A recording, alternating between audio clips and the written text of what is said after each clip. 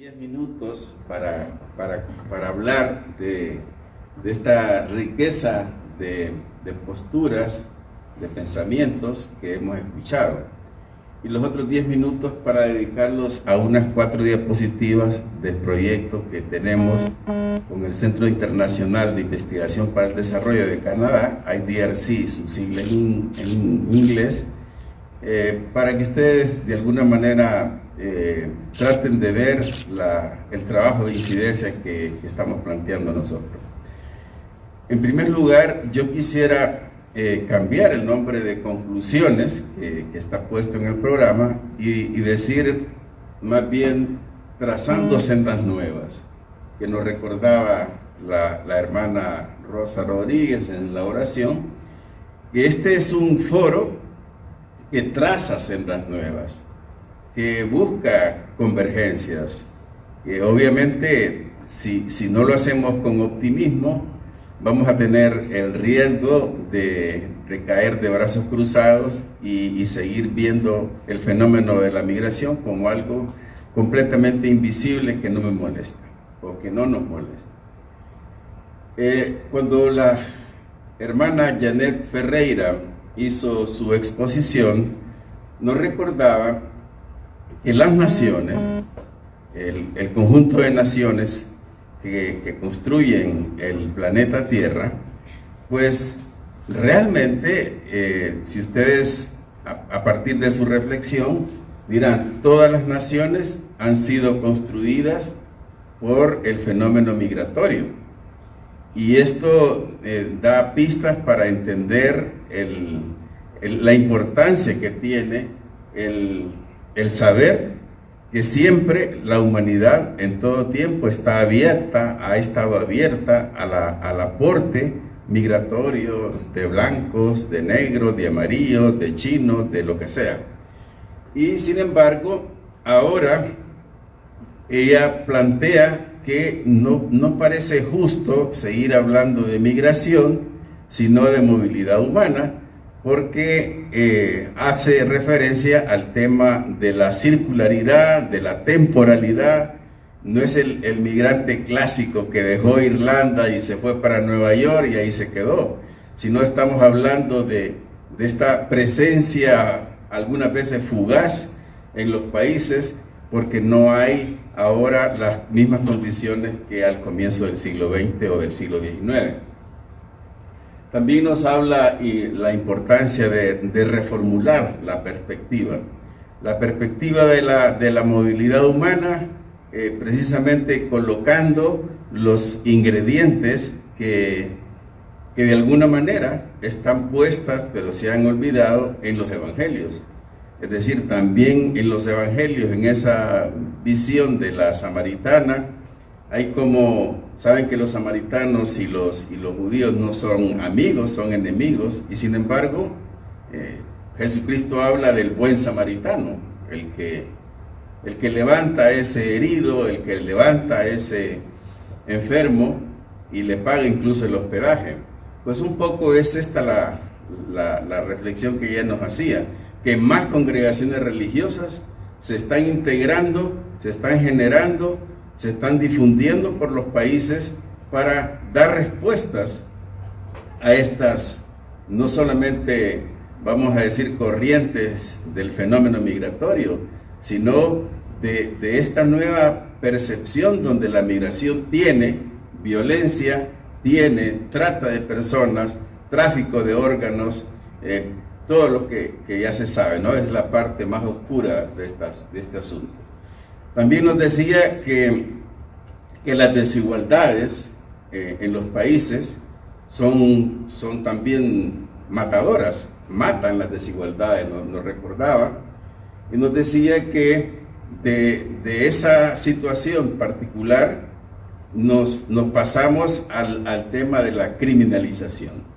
O sea, como decía el compañero, tiene una connotación criminal el migrante que llegó a Texas, o que llegó a España, o que llegó a Italia. Esto obviamente es completamente fuera del marco de los derechos humanos que todos los países han firmado. Entonces hay como la necesidad de volver a humanizar el pensamiento de los seres humanos para dejar de ver al migrante como un terrorista en potencia o como un ladrón que va a robarnos la riqueza. Y yo recuerdo cuando yo estaba estudiando en Europa, llegaba como decía Rolando, con mi baja procedencia de derechos de ciudadanos, llegaba, mire que yo quiero prolongar un poco más la beca, y me decía ella, pero es que vos tenés derecho, si nosotros los europeos le fuimos a sacar todo el oro y la plata, y eso poquito que te voy a dar es nada en relación a todo lo que nos trajimos de allá. O sea que hay personas que son muy sensibles a toda esta situación. Obviamente nos decía la hermana Janet Ferreira que hay muchas organizaciones de sociedad civil apoyando una respuesta de justicia social para esta persona que ha decidido moverse de un país hacia otros. Y al final nos recordaba que las hermanas están en 26 países y que es probable que haya planes de seguirse instalando en otros más. Nos decía pues, como nos hacía una exhortación a tratar de ver la integralidad del fenómeno de la movilidad desde la perspectiva de derechos humanos. Después también nos recordó el aporte del Papa de que todos somos todos. Al final la migración o la expulsión o lo que sea es una producción social. Es decir, todos nosotros en Honduras, de alguna manera u otra, contribuimos a la expulsión social. Con nuestra indiferencia contribuimos a la expulsión social. No solamente son los malos gobernantes y los multimillonarios, es porque la migración es algo que se construye ya desde la niñez. Y no hemos hecho mucho para alterar esa producción social de la migración. Llegamos al tema de Rolando, el doctor Rolando Sierra, es un académico muy reconocido, no solamente en Honduras. Nos decía que el fenómeno tiene la particularidad de ser sumamente complejo. Y por esa complejidad habla de muchas dimensiones. Nos habla de 4 ciclos migratorios. Muy interesante esa propuesta de periodización de la migración, una que se refiere a la migración interna, otra que se refiere a la migración agraria del 54 al 92, un poco buscando las transnacionales bananeras, y después la parte del ciclo migratorio maquilero, y después la migración forzada que pone de 2009 hasta no sé cuánto. Yo espero que sea hasta 2021. Pero bueno, nos habla también de que hay un cambio que se ve claramente del 2018, porque aquella migración tradicional por goteo se convierte en masiva a través de las caravanas. Entonces tenemos caravanas tenemos 3 años de experiencia en caravanas, y esa expresión multitudinaria dice mucho de lo que a César le molesta de Honduras, ¿no? O sea que si están saliendo de manera multitudinaria es porque algo está pasando aquí nuevo que no teníamos antes. Nos habla también de los sondeos de opinión del ERIC, de que un 40% está dispuesto a emigrar, pero también en los muchachos de secundaria nos decía, ya graduados, el 56% están pensando en emigrar. O sea, no están pensando en sacar visa, no, en irse de la manera que se pueda. También nos habla del tema de los censos de Olancho y Tibucá, y nos habla también de esa trilogía migración, tierra, poder, migración, familia, violencia, que de alguna manera está insinuando que también las redes de hondureños que ya viven fuera del país, también es un foco de atracción. También nos recuerda que hay impactos positivos y negativos. Por supuesto son más los negativos, aunque si le preguntamos a los banqueros van a decir que son más los positivos, porque esa enorme masa de dinero que viene a generar comisiones cambiarias y a ser una fuente importante de las ganancias. Yo creo que posteriormente Monseñor Luis Solé nos habla de esa construcción difícil del nosotros, al cual nos invita el Papa, porque es un desafío la construcción del nosotros. Nosotros somos todos los que juntos, mediante alianzas estratégicas, podemos empezar a dar una respuesta más performante, más realista de lo que se puede construir. Y aquí pues nos recordaba Monseñor Solé, decía que todos somos responsables de todos, y eso es un tema muy importante de empezar a ver cuál es el papel que individualmente tiene cada uno para evitar o para acercarse más a este precipicio que nos han estado empujando. Y habló también del tema de la educación de calidad, el tema de las competencias. Me gustó mucho el tema de esa incapacidad que él ve en el pobre hondureño, que tiene una pobreza relacional.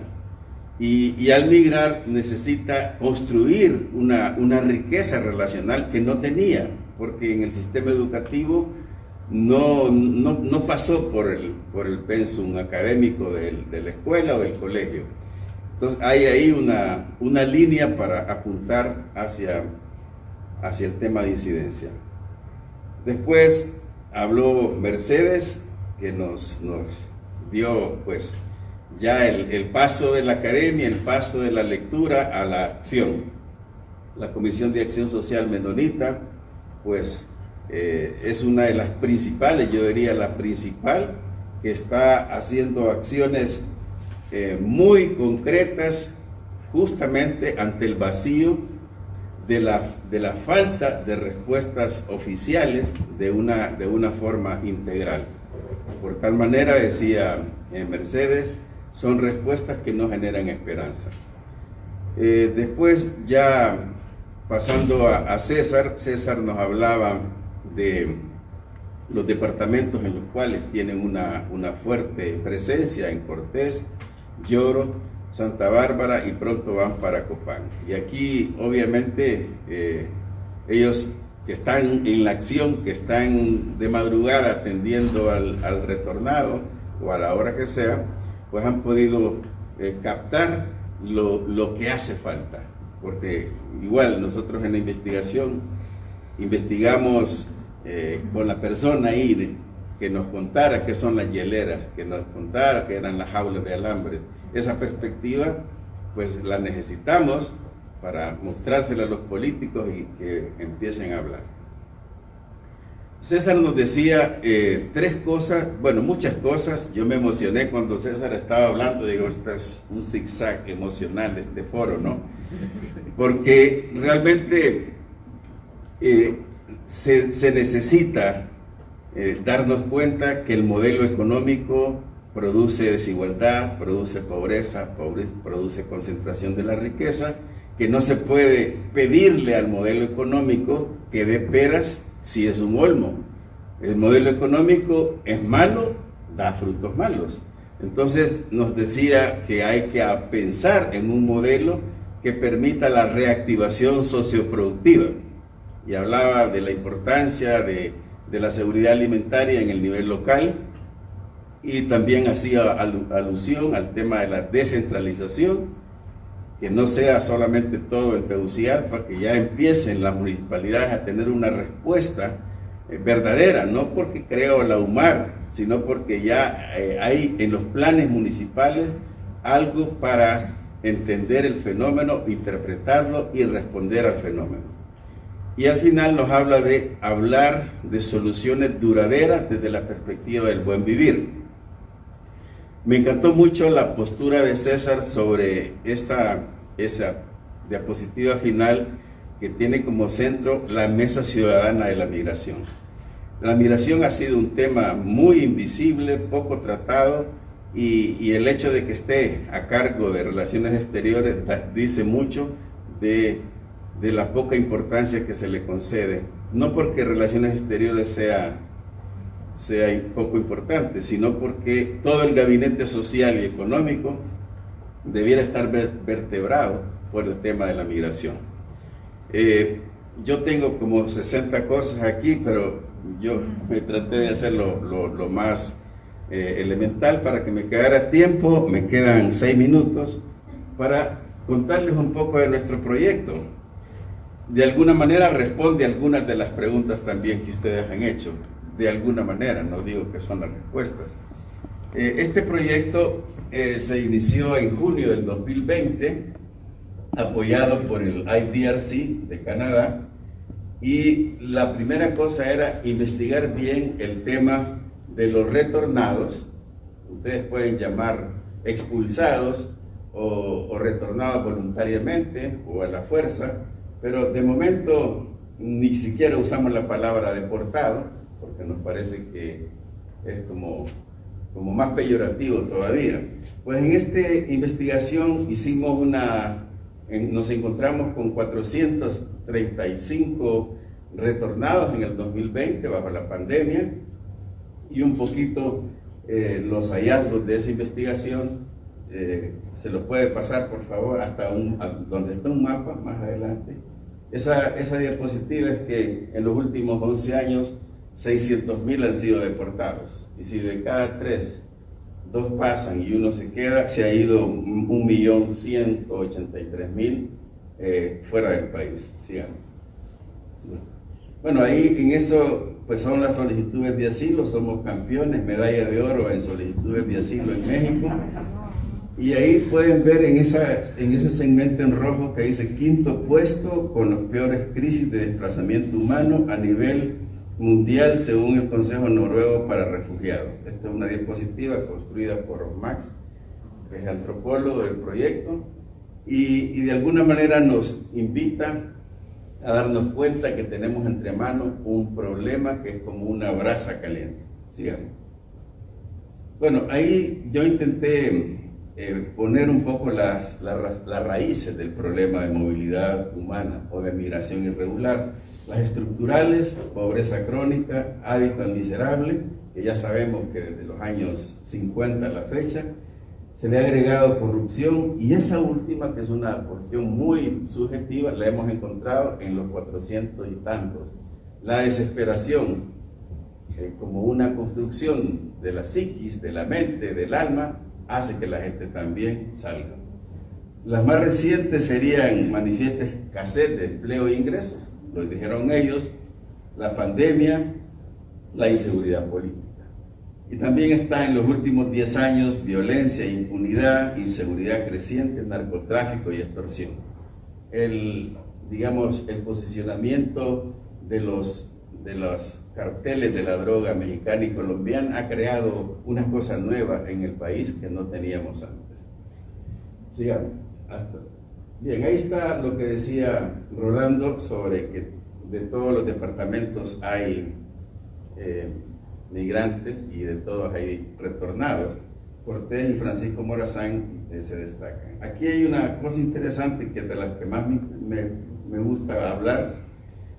Nosotros procesamos la base que nos facilitó la Pastoral de Movilidad Humana todo el año 2020, y puede darle un clic ahí, esos son las 10 principales ciudades, de las cuales antes se refería a ellas como que esa era la L invertida del desarrollo.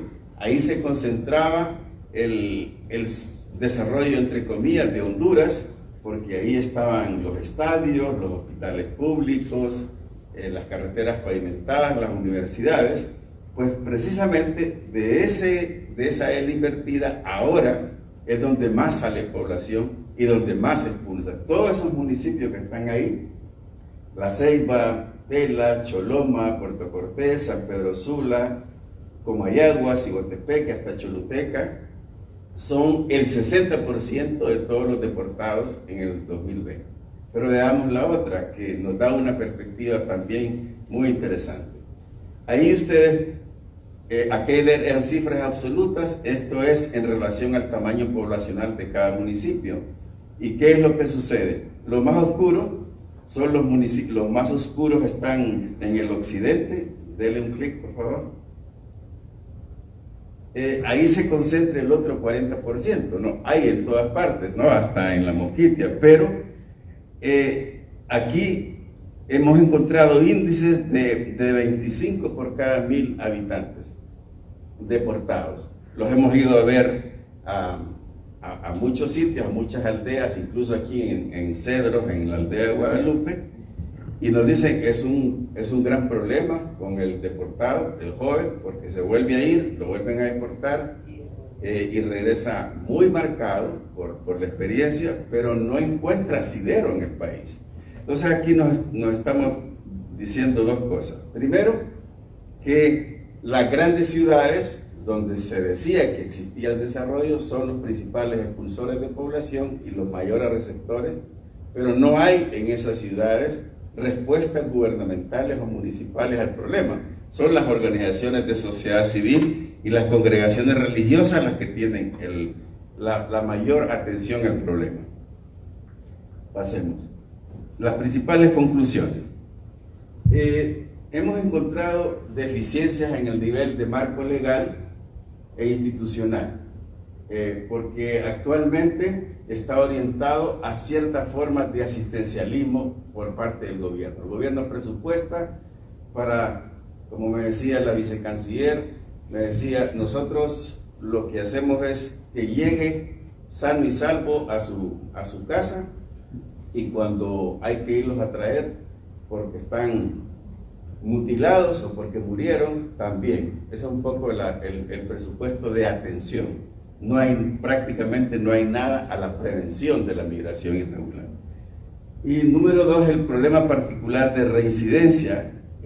69% de los retornados declararon la intención de volverlo a intentar.